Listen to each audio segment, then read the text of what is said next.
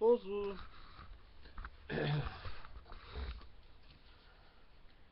Leçon 2. Leçon... Sauf de la mort physique. Nous sommes physiquement différents de notre Père Céleste. Deux obstacles pour empêchant de devenir comme notre Père Céleste. Premièrement, notre corps physique est imparfait et mortel. Le corps de notre Père Céleste, lui, est parfait et immortel. Comme notre corps est mortel, chaque d'entre nous mourra. Cette mort physique est la séparation de notre esprit et notre corps mortel. Bien que notre esprit continue à vivre, notre corps physique meurt. Nous ne pouvons pas surmonter la mort physiquement. Jésus-Christ a surmonté la mort physique. Il est mort pour nous sur la croix. Le troisième jour après sa mort, des disciples sont revenus au tombeau où ils avaient mis son corps mortel. Mais son corps n'y était pas. Jésus était ressuscité.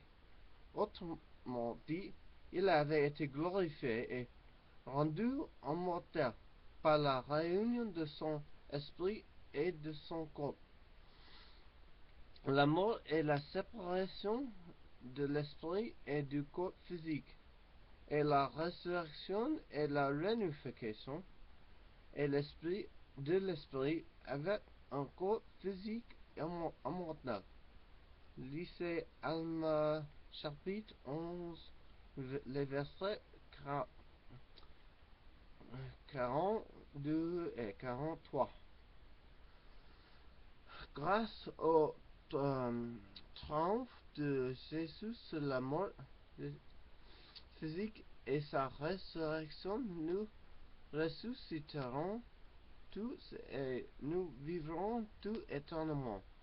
La résurrection est un don gratuit accordé à tous, que nous ayons bien ou mal agi dans cette vie.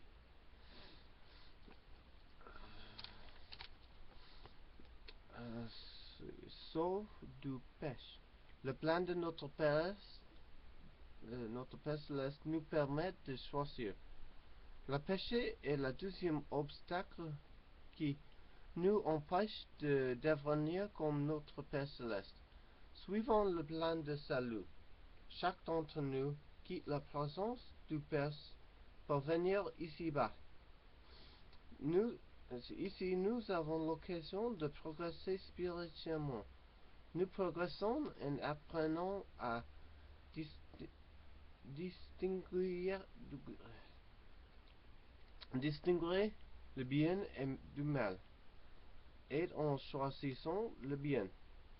Le péché consiste à agir contre la volonté de Dieu, en choisissant entre le bien et le mal. Nous faisons parfois des choses qui sont contre la volonté de Dieu. Nous péchons quand nous connaissons la volonté de Dieu et que nous ne le faisons pas. Pendant notre vie ici-bas, nous commettons tous des péchés. Le péché apporte le malheur dans cette vie. Mais ce qui est plus grave, le péché nous rend un peu spirituellement et rien un peu de ne peut demeurer en présence de Dieu. La mort spirituelle est la séparation d'avec Dieu. En raison de nos péchés, nous nous trouvons séparés de Dieu. C'est la mort spirituelle. En raison de nos péchés, nous ne pouvons pas retourner vivre auprès de lui. À moins d'obtenir le pardon et d'être purifiés, comme pour la mort physique, nous ne pouvons pas surmonter la mort spirituelle par nous-mêmes. Nous avons besoin de l'aide de Jésus-Christ. c'est grâce au Christ, nous pouvons être purifiés du péché. Lisez Alma chapitre 4, les versets 8 et 9. Dieu a envoyé son Fils bien-aimé, Jésus-Christ, pour surmonter le péché. Par le sacrifice du Christ, nous pouvons nous purifier du péché et vivre à nouveau avec Dieu. Dans le plan de notre Père, dans le plan de son Père, le Christ a payé pour nos péchés. Pour obtenir la pardon, nous devons accepter le Christ. Nous sommes pardonnés quand nous acceptons le Christ, quand nous nous repentons et quand nous suivons ses commandements. Nous sommes ainsi purifiés de nos péchés et nous devenons dignes de retourner vivre avec Dieu. Le triomphe de Jésus-Christ sur la mort physiquement est un sacrifice expiatoire de Christ. Le triomphe de Jésus-Christ sur la mort physique et sur le péché s'appelait le sacrifice expiatoire. Par le sacrifice expiatoire, nous pouvons retourner en présence de Dieu.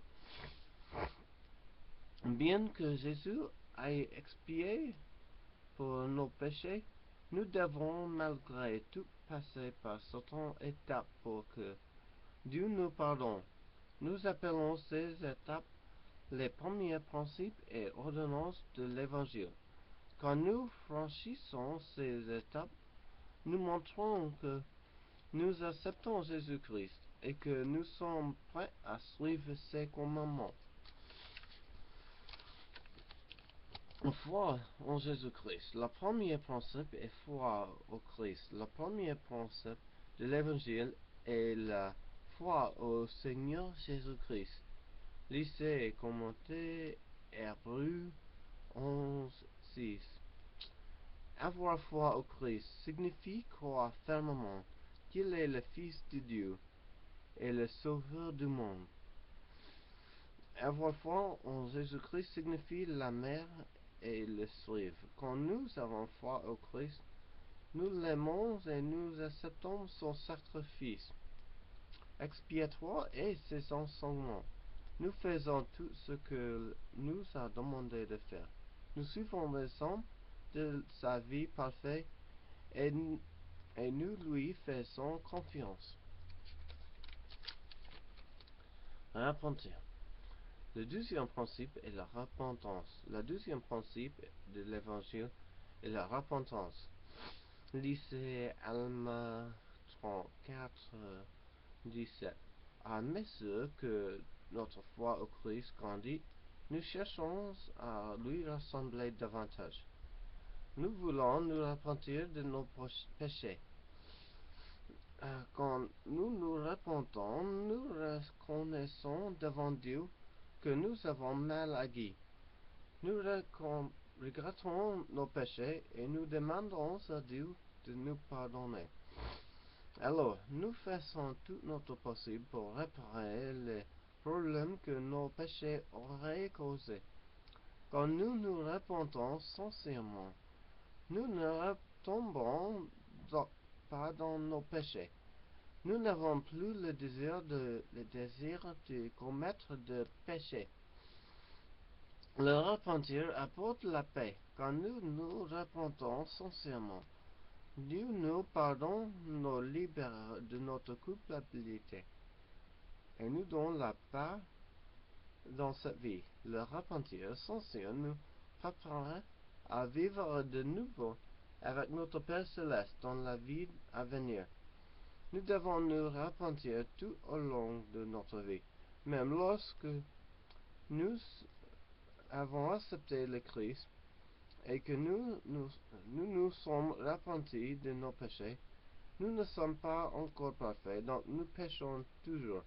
Tout au long de notre vie, chaque fois que nous péchons, ou que nous ne suivons pas l'exemple de Jésus-Christ, nous devons nous repentir.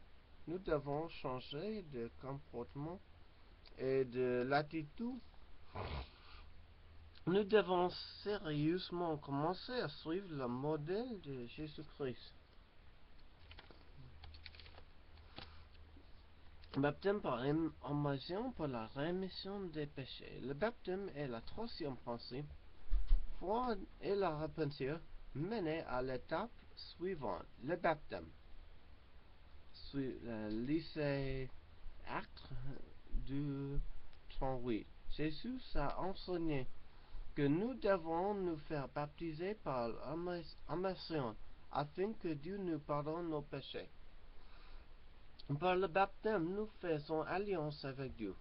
Une alliance est un accord entre deux personnes, par exemple, entre homme et notre Père Céleste. Nous nous engageons à croire au Christ, et le suivre et à toujours observer ses commandements.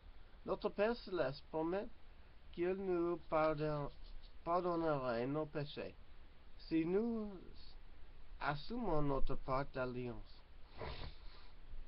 Le baptême par immersion est le symbole de la mort et de l'ensevelissement et de la résurrection de Sauveur Jésus-Christ. Il représente également la fin de notre vie ancienne et le début d'une vie nouvelle de disciples de Christ. Nous devons nous faire baptiser par quelqu'un qui détient l'autorité. Nous devons nous faire baptiser pour devenir membre de l'Église de Jésus-Christ et entrer dans le royaume céleste. Le baptême doit être accompli par des membres de l'Église qui ont la prêtrise et qui le Christ a donné l'autorité d'agir en son nom. Don du Saint-Esprit. Nous devons naître spirituellement. Jésus a enseigné que nous devons être baptisés d'eau aussi d'esprit. C'est ainsi que nous naissons de nouveau spirituellement. Nous commençons une nouvelle vie spirituelle de disciples de Christ lorsque nous recevons le Saint-Esprit. Recevoir du Saint-Esprit représentait le baptême de feu. Lycée 3, Néphi, chapitre 27, verset 20. Le Saint-Esprit nous purifie et nous lave de tout péché. Jésus a dit qu'en recevant le Saint-Esprit, nous recevons le baptême de feu. Nous sommes purifiés tout comme par le feu, et nos péchés nous sont pardonnés. Le Saint-Esprit est donné par l'imposition des mains. Après le baptême par immersion, un détenteur de la prêtrise vous impose les mains sur la tête et vous confère le don du Saint-Esprit avec l'autorité. Il vous confirme aussi membre de l'Église de Jésus-Christ. Cela signifie que le Saint-Esprit vous être avec vous constamment. Si vous en restez digne et en gardant les commandements, nous pouvons avoir le don de Saint-Esprit. Ceux qui recevront le don de Saint-Esprit pourront avoir le Saint-Esprit avec eux pendant toute leur vie. S'ils restent dignes, le Saint-Esprit témoin du Christ et nous aide à reconnaître la vérité. Il nous donne la force et nous aide à faire ce qui est juste. Il nous réconforte dans le moment d'épreuve et de chagrin. Le don du Saint-Esprit est l'un des dons les plus précieux de notre Père Céleste.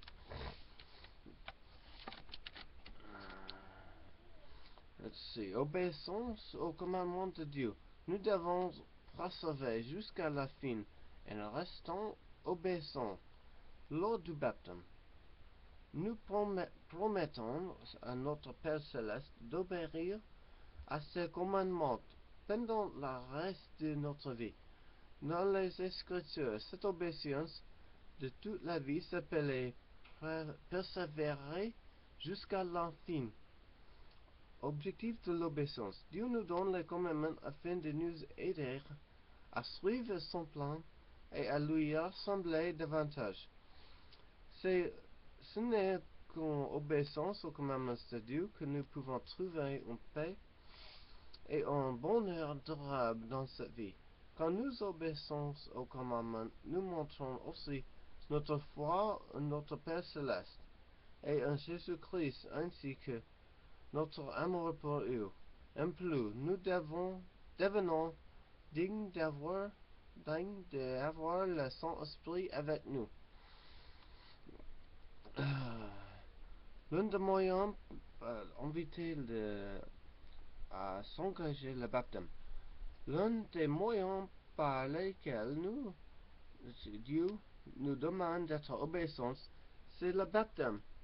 Comme nous l'avons dit lors de notre baptême, nous faisons alliance avec Dieu. Le livre de Mormon enseigne que le Christ nous a donné l'exemple en se faisant lui-même baptiser afin de nous montrer qu'il voulait obéir à tous les commandements de son Père. Lisez Néhémie chapitre 31, les versets 4 à 7. Suivez l'exemple de Christ en faisant baptême par quelqu'un qui détient l'autorité de la priest de Dieu. Suivrez-vous l'exemple? Nous aurons ce baptême de la date. Voulez-vous préparer à vous faire baptiser ce jour-là? Merci.